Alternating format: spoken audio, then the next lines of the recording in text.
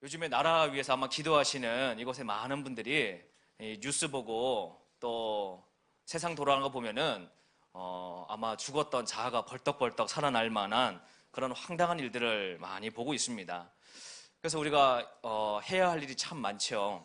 또 이 나라를 위해서, 통일의 시대를 위해서, 또 우리가 자라나고 있는 지금 우리의 다음 세대에게 지금보다 더 좋은 대한민국을 물려주기 위해서 기성세대가 해야 할 일이 참 많습니다. 그래서 오늘은 역사를 조금만 살펴보고 과연 이 기도의 집의 심장이 어떻게 계속 불타오를 것인가에 대해서 주신 마음을 좀 나누기를 원합니다. 인류 역사와 세계관이라는 것을 제가 짧게 몇 가지만 좀 설명을 해드리도록 하겠습니다.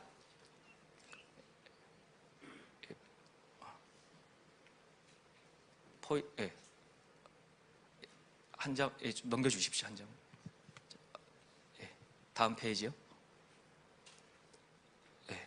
57페이지로 좀 넘겨주시기 바랍니다. 예, 이게 클릭이 지금 되고 있는 건가요? 잘 안 되는데. 예, 자, 이게 1411년도에 중국의 베이징의 모습입니다. 1411년. 그리고 당시에 이 중국은 명나라였습니다. 자금성의 건설이 한참 진행되고 있던 굉장히 대단한 제국이었습니다. 텐진에서 항저우에 이르는 세계에서 가장 긴 운하를 수리하는 작업이 중국에서는 당시 명나라에서는 진행이 되고 있었습니다. 당시에 서구 문명은 어땠는가 한번 살펴보겠습니다. 예, 보시면은 1411년은 서유럽에 1347년부터 1351년까지 유럽 전체 인구의 절반이 흑사병이라고 하는 질병으로 죽음을 맞아서 굉장히 처절한 어려움을 겪고 있던 시절이었습니다. 1400년도에 아시아와 유럽의 단면이었습니다. 자, 1500년. 자, 이때 인구들입니다. 주요 세계 10대 도시의 인구수를 비교해 보면 1등이 어느 도시죠? 예, 베이징이었습니다. 그런데 세계에서 가장 큰 도시가 60만, 70만 정도 자랑하던 당시에 베이징이었고 세계 상위 10대 도시 가운데 파리만이 유일하게 유럽 국가 가운데 껴 있었습니다. 런던 5만 정도였고 근데 1900년도를 한번 비교를 해보겠습니다. 1900년도를 보시면 순위가 바뀌어 있다는 것을 보게 됩니다. 뭔가 달라진 점이 보이시나요? 예, 첫 번째 국가가 어디입니까? 예, 런던이죠. 자, 런던은 이 당시 때 650만의 인구를 자랑하는 국제적인 거대 도시가 되었습니다. 자, 이쯤이 되었을 때 중국의 지도자들은 퀘스천 마크를 느끼기 시작을 합니다. 중국은 기본적으로 중국이 세계의 중심이다라고 하는 생각을 가지고 있지 않습니까? 중국 민족이. 그런데 어떻게 세계의 중심이 영국으로 빼앗겼을까? 당시에 1900년도 영국은 대영 제국, 세계를 가장 강력한 국가 중에 하나였습니다. 무엇이 중국이 세계 중심에서부터 이렇게 변방으로 밀려나게 되는, 또 아편전쟁 이후에 중국은 완전히 망해버려 가는 그러한 몰락을 겪게 되었는가에 대해서 학자들이 연구를 하기 시작을 했습니다. 그래서 베이징 팩터라고 하는 어떤 책을 중국의 사회학 아카데미 한 학자가 나눈 이야기를 쓰고 있는데 뭐라고 얘기하는가 하면요, 책을 제가 한번 보여드릴게요. 우리는 무엇이 서양의 세계 패권을 설명하는지 연구해달라는 요청을 받았습니다. 처음에는 서양이 중국보다 더 강력한 무기를 가지고 있기 때문이라고 생각을 했습니다. 그런 다음에 서양의 정치 시스템이 우리보다 뛰어나기 때문이라고 생각을 했습니다. 그 다음에 서양의 경제 시스템이 중국보다 더 발전했다라고 생각을 하게 되었습니다. 그런데 20년 동안 서양을 연구한 결과 서양 문화의 중심에는 기독교가 있다는 사실을 깨닫게 되었습니다. 이것이 바로 서양이 중국보다 강력해진 이유였습니다. 사회적, 문화적 삶의 기독교적 윤리 기반이 자본주의의 출현과 그 후 민주 정치로의 성공적 이행을 가능하게 했습니다. 이것은 의심할 여지가 없습니다. 자, 이 내용은요, 크리스찬이 이야기한 것이 아닙니다. 중국이 왜 400년 만에 최고의 도시에서 빼앗기게 되었는가를 중국의 최고의 학자들이 연구한 결과, 처음에는 국방력이라고 생각을 해서 군사력을 키우면 따라잡을 수 있다고 생각을 했는데 더 깊이 들어가 보니까 시스템이 다르다, 제도가 다르다, 제도가 우리보다 좋다라고 생각을 했는데 계속 파고 들어가 보니까 이 시작점이 어디에서 시작된 것인가? 바로 기독교의 문화 때문에 그렇다라는 것입니다. 그래서 이들이요, 더 기독교에 대해서 깊이 파기를 시작을 합니다. 그래서 이 기독교의 문화가 당시에 자유라는 단어, 인권이라고 하는 단어, 관용이라고 하는 단어, 평등, 정의, 민주주의, 법치, 환경 보호와 같은 오늘날 우리가 일반적으로 태어나면 쓰고 있는 대다수의 시스템을 누리게 되는 기반을 갖게 되었습니다. 자, 다음 페이지 계속 제가 한번 보겠습니다.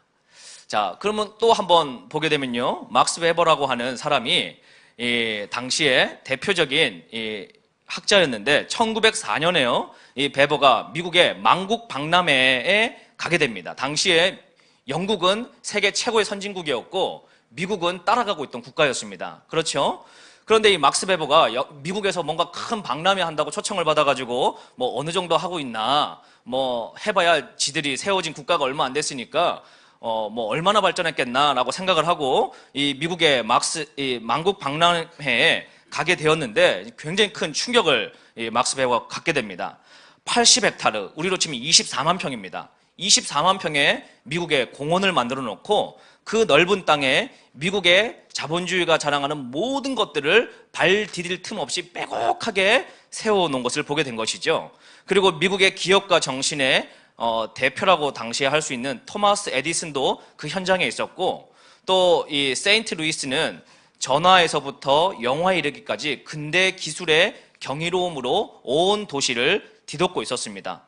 공업도 고도로 발달을 하고 있어서 독일마저도 정체된 것처럼 보일 만큼 미국의 역동성은 무엇으로도 설명할 수 없을 만큼 강하게 치고 나가고 있었습니다.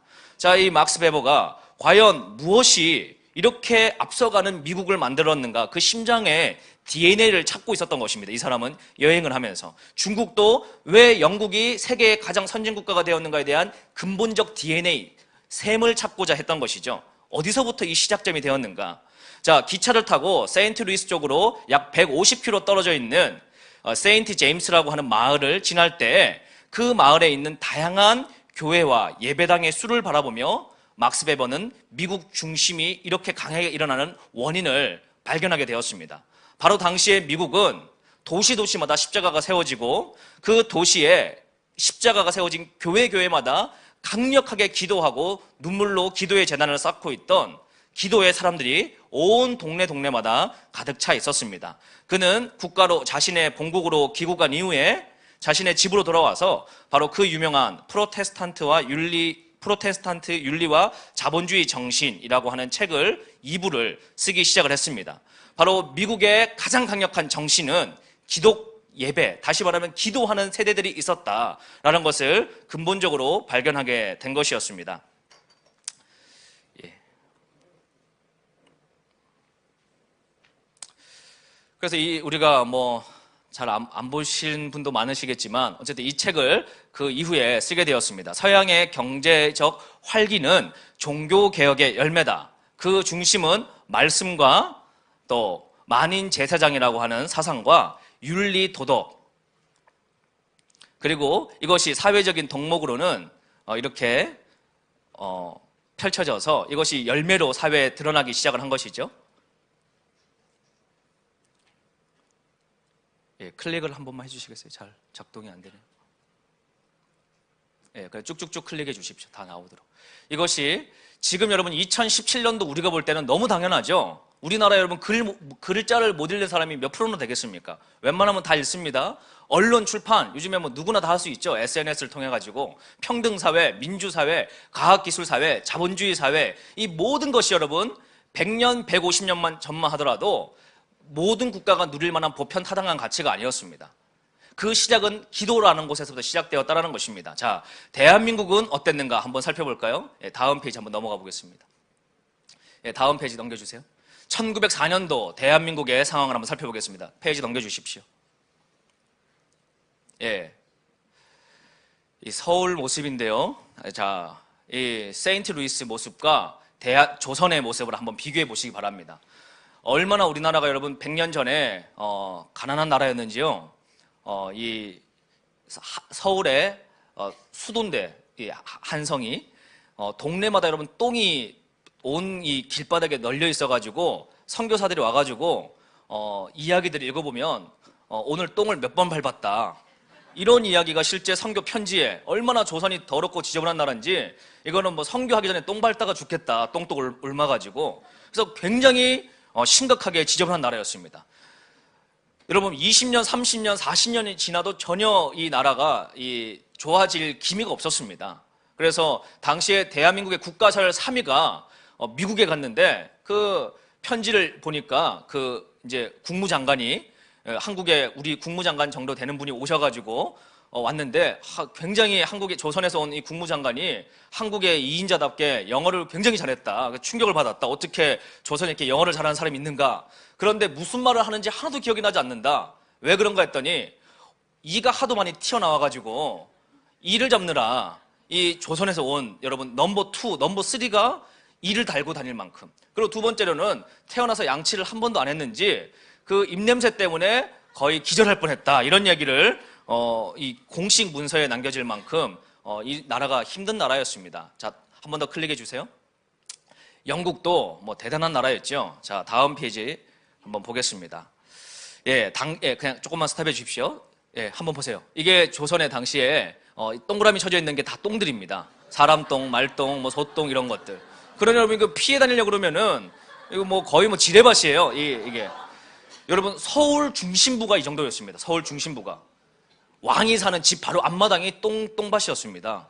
그러면 다른 데는 뭐 말할 것도 없겠죠. 수준이라고 하는 것이. 다른 데도 한번 클릭해 보시겠습니까? 한 번 더. 그래서 보세요. 조선은 가난한 나라다, 더러운 나라다, 착취의 나라다. 이게 조선을 방문했던 사람들의 문헌의 기록들이었습니다. 또 한번 보겠습니다. 이게 당시 모습입니다. 또 한번 보겠습니다. 그들의 눈은 생기를 잃은 채 그냥 멍 때리고 있는 건 민족 전체가. 뭐 꿈이 있습니까? 소망이 있습니까? 여자들이 뭐 비전을 발견할 수 있습니까? 뭐 얼마나 힘겨운 나라였습니까? 또 한번 클릭해 보겠습니다. 그때 당시에도 여러분 이 사람들은 이렇게 착취하면서 이 국가가 소망이 없던 나라였죠. 당시에 이 나라는 참으로 불행한 나라였습니다. 그리고 미국의 여배우 출신의 루이스 조던 밀르는 1895년에 뭐라고 조선에 왔다가 썼는가 하면요, 조선은 망할 것 같다, 이렇게 글을 썼습니다. 그리고 여러분 15년 후에 진짜 망했습니다. 망했죠, 일본에 의해서. 그런데 여러분 만약에 이 미국 여배우가 100년 후에 조선의 대한민국의 미래를 봤다 그러면, 누가 이 비전을 꿈꿨다 그러면 여러분 이 여배우가 뭐 상상이나 할 수 있었겠습니까? 자, 다음 페이지 한번 보겠습니다. 클릭해 주세요. 또 한번 클릭해 주십시오. 망했습니다. 클릭해 주십시오. 100년 후 다음 보십시오. 자, 2010년도에 이 서울에서 전 세계 주요 선진국가 20개, 이 국가는요 전 세계 전 지구적인 총 생산량의 85% 이상을 차지하는 국가들입니다. 그러니까 나머지 21등부터 이제 200 몇십 등까지는 다 합쳐봐야 별 볼 일 없는 국가들이 총 국가 생산량으로 보자면, 교역량으로 1등부터 20등까지 전 세계 다 해먹는 나라입니다. 그런데 한국에서 이런 회의가 열릴 만큼 국가적인 경쟁력이 성장을 하게 되었습니다. 또 한번 클릭해 볼까요?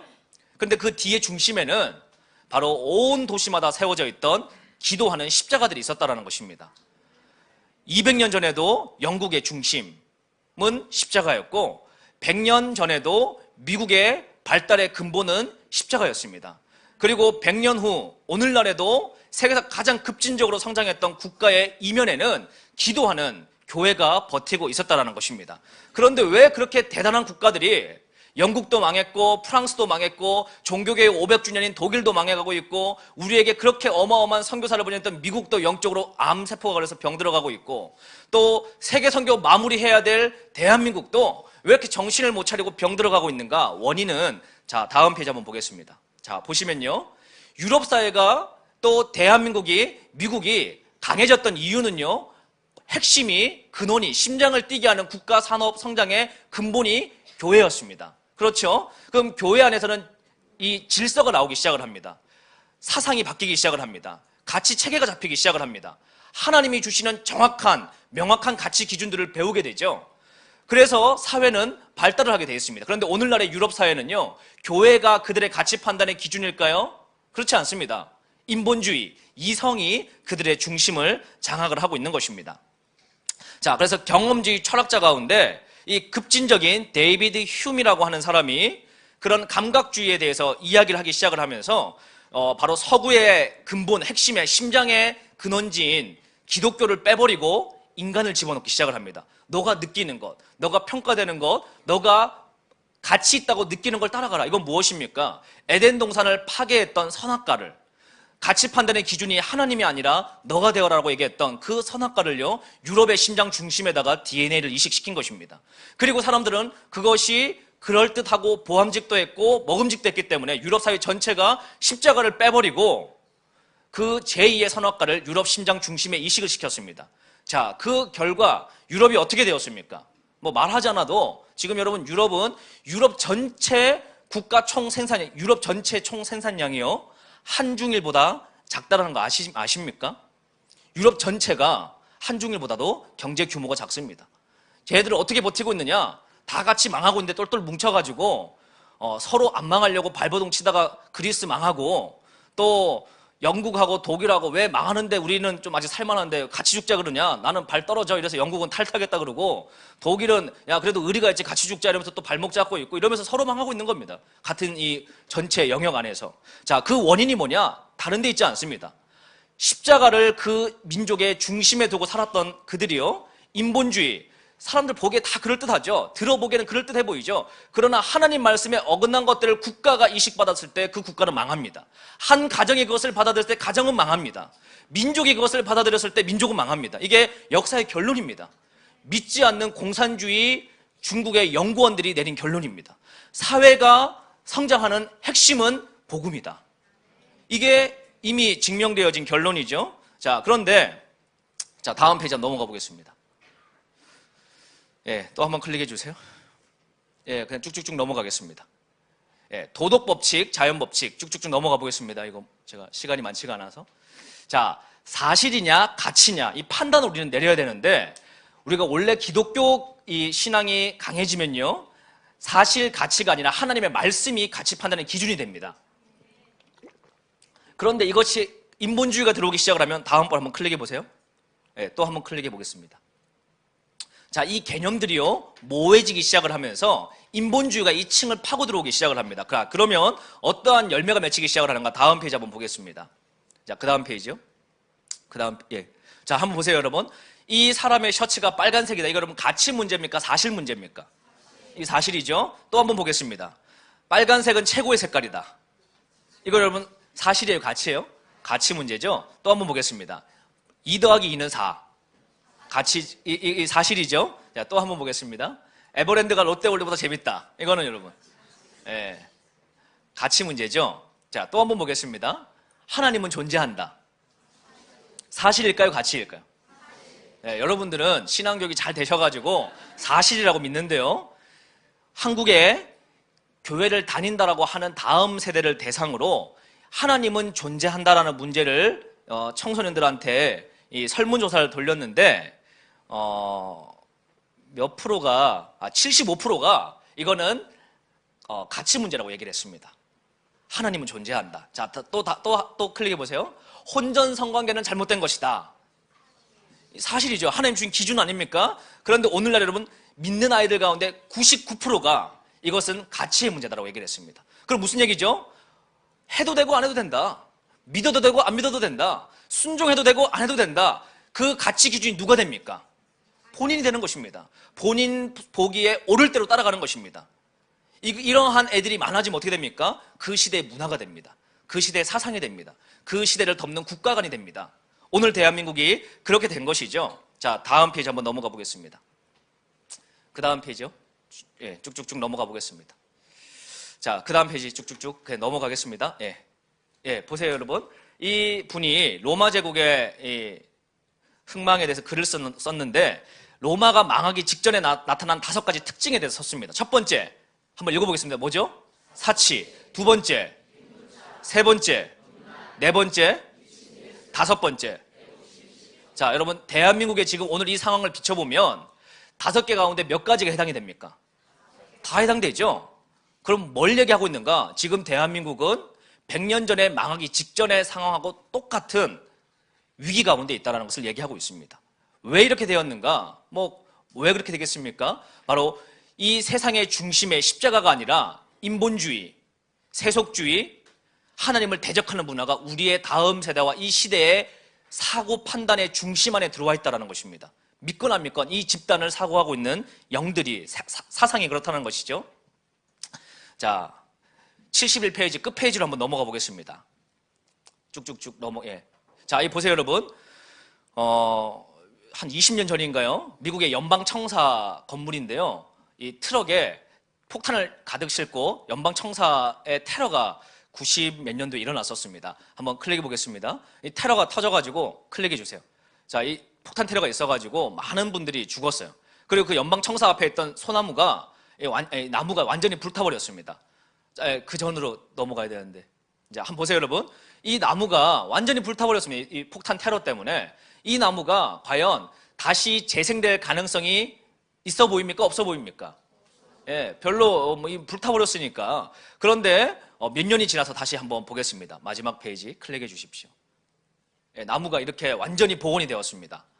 전혀 테러 당한 나무라고 느껴지지가 않죠? 자, 왜 이렇게 되었는가? 제가 오늘 이 메시지에 요거를 하려고 지금 이 장황한 이야기를 한 것입니다. 이 나무가 완전히 불탔습니다. 국가로 치면 망했습니다. 그런데 회복될 수 있었던 유일한 이유가 뭐였는가? 뿌리가 밑에 내려져 있었기 때문에 새싹을 내고 시간이 지나면서 자라난 것입니다. 그리고 열매를 맺고 연방청사 앞에 완전히 나무가 복원이 된 것이죠. 대한민국이 회복될 수 있는 이제 길들이 있는데, 그것은 결론적으로 얘기하면 오늘 이 교회가 선포하고 있는 기도의 집입니다. 이것은 한 교회, 한 가정, 한 지역을 살리는 차원의 아젠다가 아니라 국가를 살리는 굉장히 중요한 하나님의 비밀이 숨겨져 있는 것입니다. 한 개인의 부흥이나 한 지역사회의 부흥을 완전히 압도하는 역사가 증명하고 있는 이 완전히 세대를 역전할 수 있는 유일한 비밀은 기도입니다. 기도의 집이었는데, 이걸 어떻게 우리가 나갈 수 있는가? 여러분, 하나님은요, 혼란과 진동 가운데서도 하나님 일을 꿋꿋하게 하신다는 걸 믿으시죠? 6.25 전쟁의 이유를 여러 사람들이 이야기할 때 어떤 분은 일제시대 때 신사참배의 결과로 하나님이 징계한 것이다. 저는 동의하는 면도 있습니다. 그런데 하나님은 징계하는 중에서라도요, 하나님의 그루터기를 반드시 남겨놓습니다. 하나님이 새 일을 할 때 사용해야 될 제목들을 반드시 보존하시고 남겨놓는다는 것입니다. 자, 그 말씀을 한번 우리 찾아보겠는데요. 이사야서 6장 13절 성경 갖고 계신 분들은 한번 찾아보시고 제가 대표를 읽어드리도록 하겠습니다. 이사야 6장 13절입니다. 그 중에 10분의 1이 아직 남아있을지라도 이것도 황폐하게 될 것이나 밤나무와 상수리나무가 배임을 당하여도 그 그루터기는 남아있을 것 같이 거룩한 씨가 이 땅에 그루터기니라 하시더라. 바로 매 시대마다 하나님은요, 이스라엘을 멸하는 그 순간에도 그루터기와 같은 존재들을 남겨두십니다. 왜? 그들이 새로운 시대의 씨앗이기 때문에, DNA이기 때문에. 자, 이스라엘 여러분 망할 때 하나님은요, 다음 세대 다니엘과 세 친구를 그루터기로 살려두셨습니다. 조선이 완전히 망할 때요, 이 시대에는 기도하는 세대를 통해서 일제 치하에도 하나님은 이 민족의 사명을 이끌어갈 그루터기들을 남겨두셨습니다. 그들이 여러분 기도하고 난리 쳐가지고 독립운동 일으키고 국가 건국 일으키고 모든 게 거의 살펴보면 그때 당시에 예수님 믿었던 청년들이 한 일이었습니다. 자, 6.25 전쟁의 그 혼란기 가운데요, 북한에 당시에 남한보다 기독교인들이 압도적으로 많았었습니다. 왜냐하면 부흥이 평양 쪽에서 터졌으니까, 원산, 평양 이런 데서 다 터졌기 때문에.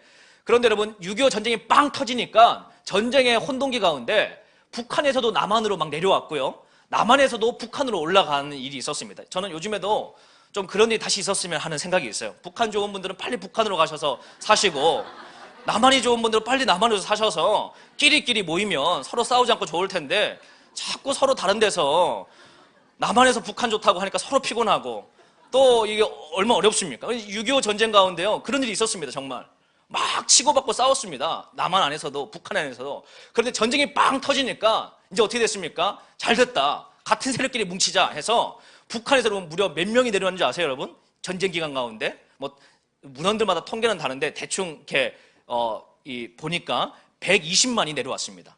120만 내려왔어요. 근데 그 120만들 가운데 여러분 대다수가 뭐 어떤 분들이 아세요, 여러분?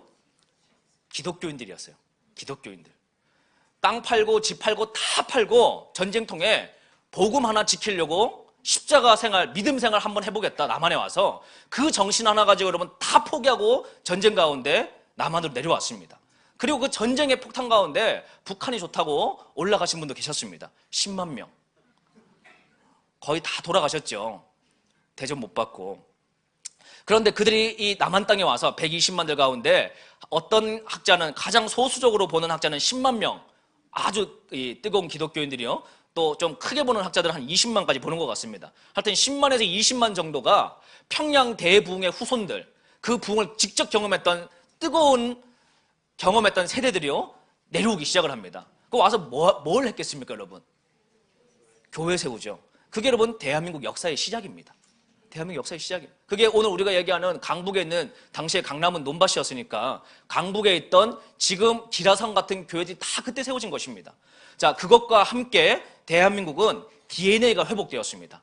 그리고 이승만 대통령의 이 기독국가론에 대한 사상과 또 이 시민들 가운데 그 기도하는 심장들이 같이 시너지를 일으키면서 가장 강력하고 압도적인 압축 성장을 이룰 수 있는 국가의 부흥 심장이 세팅이 되기 시작을 했던 것입니다. 아주 폭발적으로 성장을 하게 됐죠. 그런데 지금 이제 대한민국이 70년 차가 되고 있는데 이제 그 사이에 병이 들었습니다.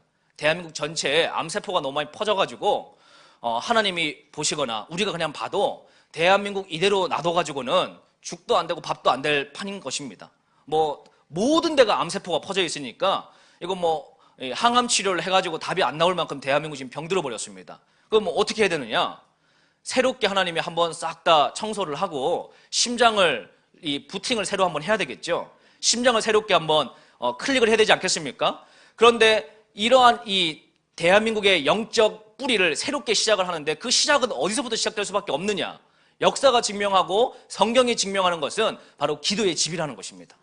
그럼 이 기도의 집에서는 어떤 것이 기도되어져야 되는가에 대해서 여러분들은 곰곰이 생각을 해 보셔야 될 줄로 믿습니다. 많은 것을 기도하죠. 국가를 위해서도 기도하고, 엔터테인먼트를 위해서도 기도하고, 교육을 위해서도 기도하고, 통일을 위해서도 기도하고, 이런 기도를 합니다. 이건 너무나도 당연스러운 기도의 제목들입니다. 그런데 이 기도의 제목들이요, 가장 강력한 폭발적인 영적 에너지를 공급을 받아야 되는데 그냥 프로그램으로는 이것이 열매 맺혀지지 않는다는 것입니다.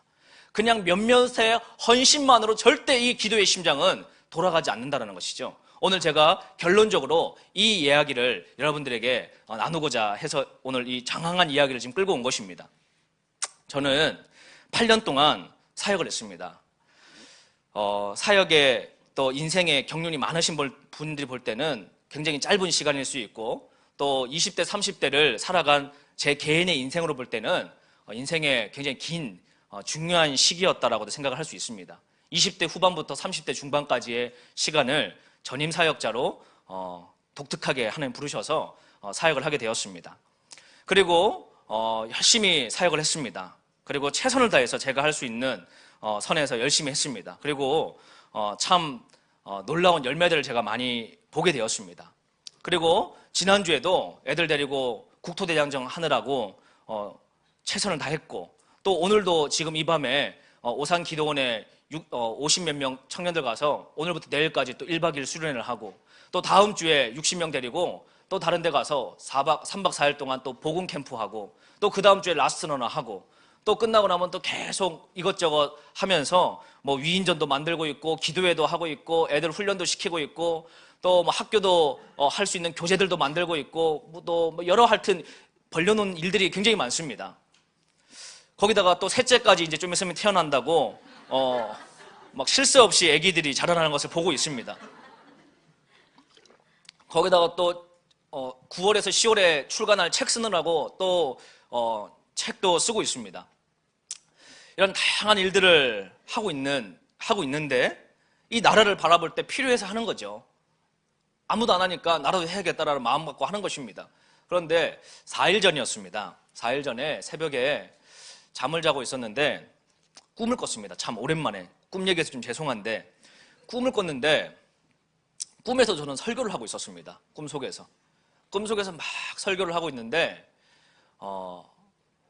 울면서 막 제가 설교를 하고 있는 모습을 제가 바라보고 있는 겁니다. 누구한테 설교하는지는 잘 모르겠는데 막 제가 설교를 하고 있었어요. 그런데 그 설교하는 감정이 제 마음에 그대로 전달이 되었습니다. 감정이. 그래서 꿈속에서 그 설교를 하는 거를 보면서 또 그 마음을 느끼면서 울기 시작을 했습니다. 막 울었습니다. 그리고 자다가 막 꿈속에서 펑펑 울다가 눈을 탁 떴는데 그 꿈속에서 들은 설교의 메시지가 여운이 그치질 않아서 도대체 이게 뭐지 하고 자리에서 일어나서 거실에 나와서 책상에 걸터 앉아서 한참을 앉아서 펑펑 울었습니다. 혼자. 오늘 그 이야기를 여러분과 좀 하길 원합니다. 여러분, 지금 이 시대에 이 TCC가 하고 있는 이 기도의 집은 이 국가적으로 굉장히 중요하고 또 이 마지막 시대 주님이 오시기 직전에 이 중요한 시기 가운데 한 교회나 한 개인적인 차원의 심장이 절대로 아닙니다. 여러분들이 꿈꾸고 있는 이 심장이라고 하는 것은, 기도의 심장은. 근데 여러분, 심장이요, 의사들이 될 때 제가 의과대 다니는 학생한테 물어보니까 이제 수업을 받는데 실제 수술실에 데려가가지고 이 환자의 이 심장 수술을 할 때요, 데리고 가서 교수님이 장갑 거지를 소독을 한 다음에 심장을 한번 손을 대보라고 시켰대요. 심장에다 손을 한번 직접 대봐라. 우리가 여러분 자기 심장 직접 만져볼 수가 없잖아요. 그거 만지면은 바로 주님 앞에 가지 않습니까? 우리가 이렇게 뼈하고 이렇게 살로 보호해가지고 느껴질 뿐이지 심장을 실제 딱 피부가 맞대는 거를 경험할 기회가 없잖아요. 그런데 이 심장을 손으로 딱 대보니까요, 엄청나게 강력한 파워가 뛰고 있는 거예요, 여러분. 1분에 몇십 회씩.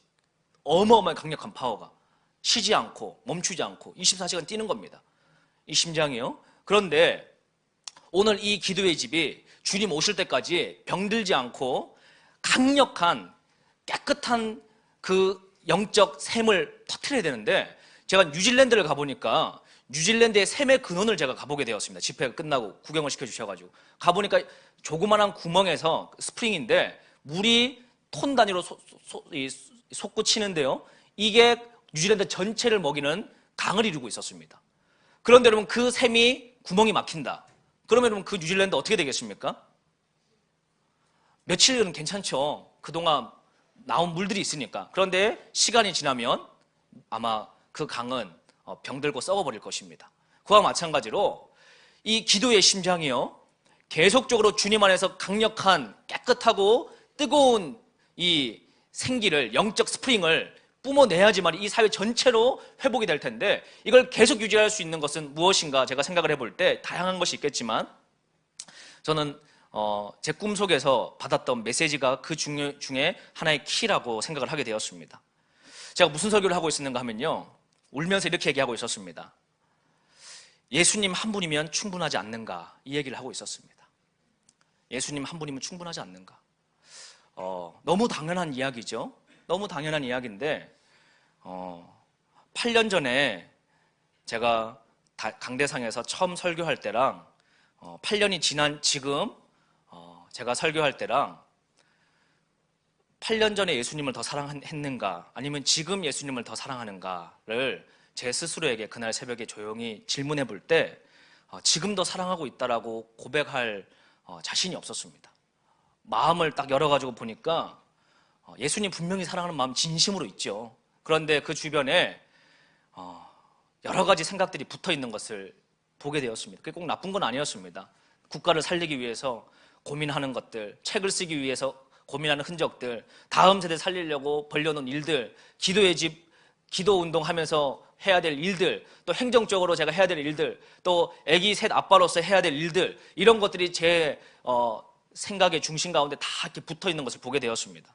그리고 막 기도 제목들이 있었습니다. 하나님 이건 이렇게 해주시고 저건 이렇게 해주시고 이건 이렇게 해주시고, 그런 기도의 요청들이 막 붙어 있었는데 제 마음 가운데 제 영혼을 향해서 성령님이 그렇게 질문하시는 것 같았습니다. 너 나 하나면 충분하지 않니? 너 8년 전에 이 사역 처음 시작할 때 나 하나면 충분하다고 외치지 않았었냐? 그런데 왜 8년이 지났는데 8년 전보다 지금 더 주님 오실 때가 가까워오고 있다는 것이 이제는 강의가 아니라 책이 아니라 실제 삶의 현실로 다 증거가 되고 있는데 왜 너의 심장의 중심에는 나로서 만족되지 않고 나로 비롯되어진 다른 어떠한 걸로 만족하려고 자꾸 기도를 하느냐라는 것을 제가 반문을 하게 되었습니다. 그리고 울기 시작을 했습니다. 언젠가부턴가 심장이 정말 고장난 것 같은 마음을 느낄 때가 있었습니다. 나 정말 주님을 사랑하는데 왜 이게 100으로 채워지지가 않을까, 이 게이지가. 정말 주님 위해서 미친 듯이 살고 싶은데 왜 이것이 100%까지 올라가지가 않고 적당하게 이게 올라간 상태에서 엔진이 돌아갈까? 이거에 대한 제 안에 영적 갈망과 고민들이 있었습니다. 그런데 그날 주님 앞에 막 울면서 기도하는 그 순간에요, 어떤 마음이 확 들어오는가고 제가 느껴보니까 이런 고백이 나오기 시작을 했습니다. 하나님, 정말 주님 한 분이면 충분합니다. 주님 한 분이면 정말 충분합니다. 주님, 어떠한 기도 제목이 이루어지지 않아도 주님 내 안에 온전하게 계시는 그 기쁨 때문에 나는 이제 이 기쁨을 절대로 빼앗기고 싶지 않습니다. 다른 그 어떠한 것보다도 당신과 함께 깊이 있게 교제할 수 있는 이 심장이 뜨거워지는 이 갈망을 나는 어떠한 유혹에도 이제는 빼앗기고 싶지 않습니다라는 갈망이 정말 심장이 달궈질 만큼 강하게 막 그 새벽에 차오르기 시작을 하는 겁니다. 그래서 너무너무 행복했습니다. 너무너무 행복했습니다. 그리고 기도 제목이 달라지기 시작을 했습니다. 하나님, 이러한 것들을 이루어 주십시오라는 게 정말 마음에서 완전 사라졌어요. 하나님, 아무것도 필요 없습니다. 지금 이 상태처럼 주님 사랑하는 심장이 계속 더 뜨거워지게 해주십시오. 어제보다 오늘 주님 더 뜨거워지게 해주십시오. 1년 전보다 지금 주님 더 뜨거워지게 해주십시오. 여러분, 이 심장이 뜨거워지는 이 은혜가 계속적으로 폭발되어져야지만이 하나님께서 꿈꾸시는 일들을 주님께서 이루실 줄로 믿습니다. 저는 그 은혜를 경험하고요, 이제 이거는 제가 조금 더 한 2달 정도 제가 실제 경험하고 여러분들한테 얘기할 내용인데, 제가 믿음으로 먼저 고백하고자 하면은 15년 동안 제가 기도했던 기도 제목이 하나가 있었습니다. 하나님은 하실 수 있죠. 이루실 수 있죠. 그런데 제가 4일 전날 새벽에 하나님, 나 이제 아무것도 필요 없고 당신을 다시 원합니다. 주님만으로 사는 그 기쁨을 절대로 빼앗기고 싶지 않습니다라는 그 고백이 내 심장 가운데 100으로 차오르는 제가 경험을 하고 나서 뭘 경험했는가 하면 15년 동안의 기도의 응답이 하나님은 하루 만에 하시는구나 라는 것을 저는 오늘 경험을 하고 왔습니다. 그 자세한 내용은 나중에 제가 기회가 되면 설명을 드리겠습니다. 여러분, 저는 오늘 여러분들에게 이제 이 교회가 목사님께서 기도의 집을 세우라는 책도 출간하시고, 또 정말 이 시대에 많은 교인들이 교회는 너무 많지만 목이 말라가지고 영혼이 충족이 되지 않아서 헐떡거리는 이 기근의 시대 가운데 아마 많은 분들이 찾다가 목이 말라서 이 교회에 오신 줄로 저는 생각을 하고 있습니다. 그런데 이곳에서 여러분, 우리가 반드시 해결해야 될 것은 개인의 영적 돌파 중요하죠. 개인의 기도의 제목 중요하죠. 그런데 제가 확실하게 여러분들에게 약속드릴 수 있는 것은 주님 한 분만으로 만족합니다. 나의 기도 제목, 나의 갈망, 나의 어떠한 문제들 하나도 해결해 주지 않아도 나는 지금 이 순간 주님 앞에 기도할 수 있는 인생을 살 수 있다는 것이 감사합니다. 주님, 내가 이 시간 기도의 자리에 지킬 수 있다는 것이 축복입니다. 주님, 내가 당신을 향해서 가진 것이 없지만 눈물 흘릴 수 있는 그 심장이 유지되고 있다는 것이 축복입니다. 주님, 나의 심장이 여전히 병들지 않고 주를 위해서 갈망하는 주님 앞에 쓰는 그 순간까지 나는 내 심장을 주님을 사랑하는데 불태우겠습니다라고 하는 그 마음이 유지될 수만 있다 그러면 여러분, 그 외의 모든 필요는 하나님이 채우시건 채우시지 않건 우리의 마음에 어떠한 기쁨이나 슬픔을 주지 못하게 될 줄을 믿습니다. 여러분, 기도의 심장을 다시 한번 뜨겁게 하는 것이 무엇입니까? 여러분, 이 기도의 집에서 어떠한 기도 제목을 채우고 계십니까? 물론 하나님이 신앙의 필요에 따라 여러 것들을 기도하게 하시겠지만 여러분, 어떠한 기도했는데 응답받았다, 이것보다 더 가장 중요한 것은 여러분의 기도의 심장 중심에서부터 어떤 근원의 생수가 터지고 있느냐는 것입니다. 여러분, 다시 주님만으로 채우시는 심장이 되길 원합니다. 저는 여러분 8년 동안 주님 다시 오시면 준비하자라고 피 터지게 외쳐놓고 8년 동안 제 심장을 체크해보니까 8년 전보다 주님을 더 사랑하고 있지 않다는 것을 발견하고 너무 괴로웠습니다. 근데 이게 게이지가 안 올라가는 겁니다. 몸부림을 치고 금식도 하고 뭐 별짓을 다 해도, 그런데 이번엔 정말 은혜라는 것을 제가 체험하게 되었습니다. 하나님께서는 때가 되면 그냥 정말 몇 분 순간에, 몇 초 순간에 사람의 심장을 바꾸실 수 있는 분이구나. 여러분, 마음이 고장난 분이 계십니까? 내가 정말 한 시즌 인생을 헌신해서 달려왔는데 옛날만큼 심장이 달궈지지가 않는다 라는 분 계십니까? 여러분, 정말 주님 앞에 기도하시길 바랍니다. 마음을 창조하신 이가 하나님이시니 주님, 오늘 이 기도하며 부르짖는 이 시즌 가운데 심장의 온도를 다시 100도로 올려주십시오. 주님, 내가 어떠한 기도 제목, 내 인생에 어떠한 문제들이 아니라 주님, 나의 심장이 주님 한 분만으로 교제하는 것만으로 충만해지길 원합니다. 그 주님의 충만함이 채워지지 않으면 그 결핍을 바벨론에 가서 창녀와 같이 구하는 것입니다. 정말 주님만으로 만족해야 되는 우리가 그것이 채워지지 않으면 세상 나가서 엉뚱한 짓 하다가 주님 심장에 칼 꽂는 짓들을 하게 되는 것입니다.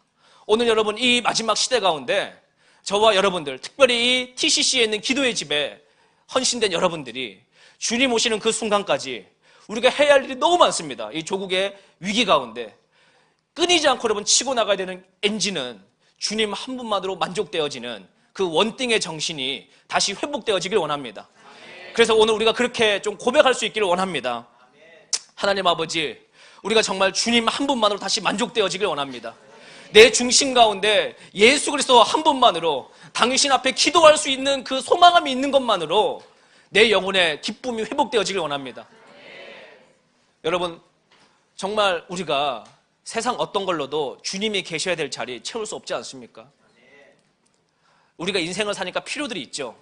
이런저런 필요들이 있습니다. 매 시즌마다 그 필요들을 채우기 위해서 기도합니다.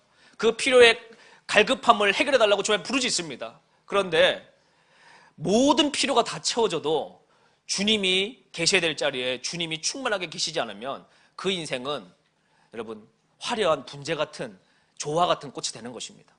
그러나 여러분, 인생의 모든 필요가 채워지지 않아도 주님이 100% 채워진 그 인생의 영혼의 꽃은 가까이 다가갔을 때 세상에서는 맡을 수 없는 영적 아름다움을 느끼게 되는 것입니다.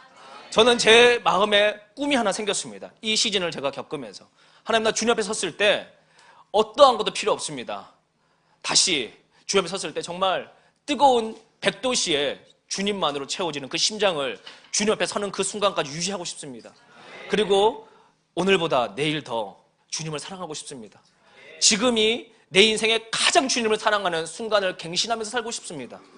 여러분, 오늘 이것이 그냥 어떤 한 메신저의 메시지가 아니라 저와 여러분의 삶의 결단과 고백과 정말 핵심이 되어지길 원합니다.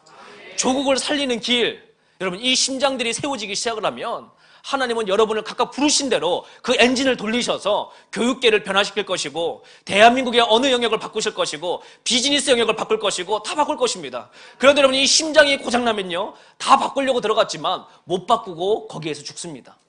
바꾸겠다는 명분 가지고 사기칠 수는 있지만 거기에서 진짜 못 바꾸고 주님 앞에 섰을 때 여러분 굉장히 슬픈 인생을 맞이하게 될 것입니다.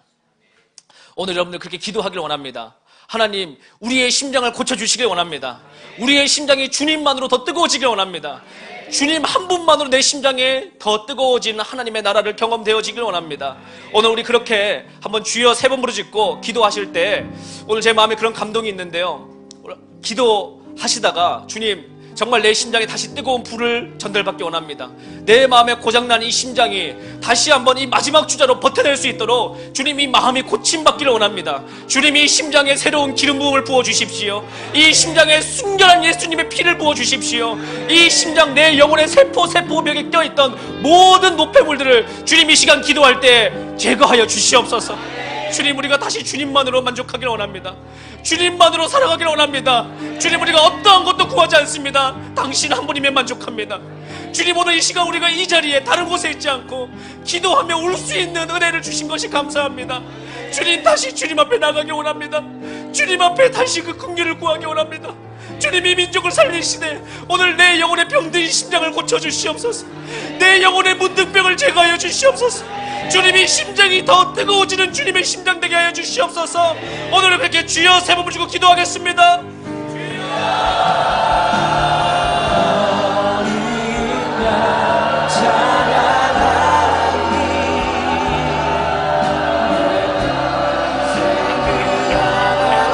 주여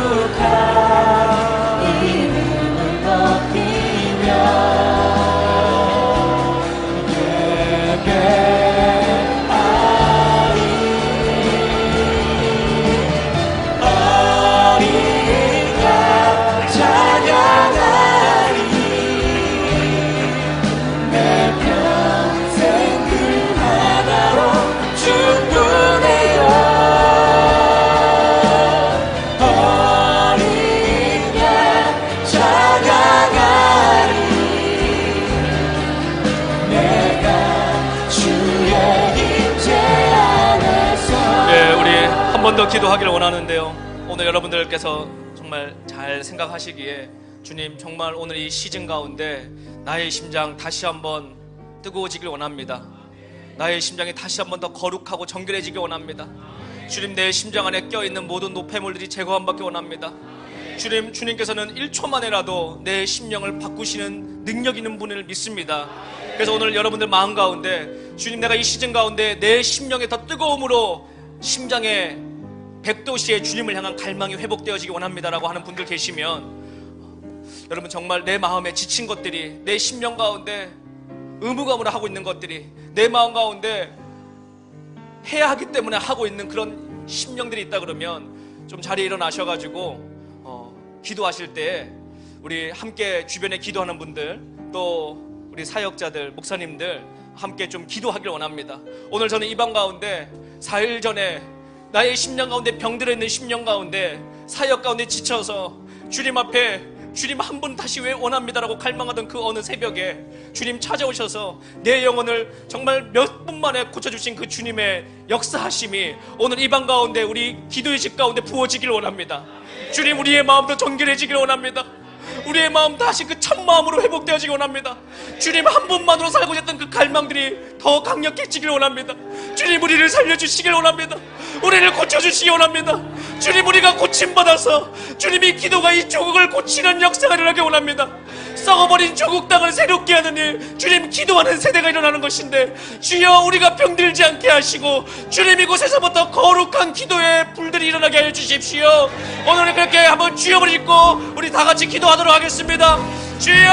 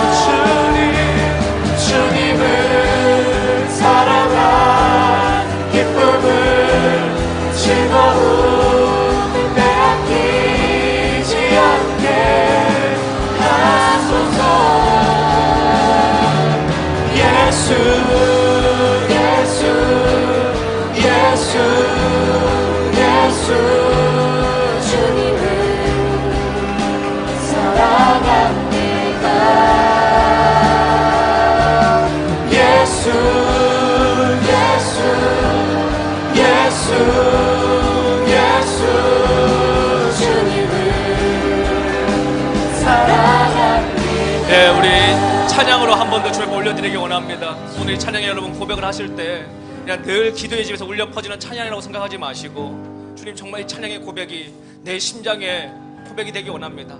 여러분 저는 소망이 하나 있습니다. 정말 주님 앞에 섰을 때 정말 주님을 달궈지고 이 인생의 시련 가운데 계속적으로 달궈져서 정말 여러분 번쩍번쩍하는 금빛 갑옷을 입고 주님 정말 내가 주님 앞에 심장을 지키느라 여기까지 달려왔습니다.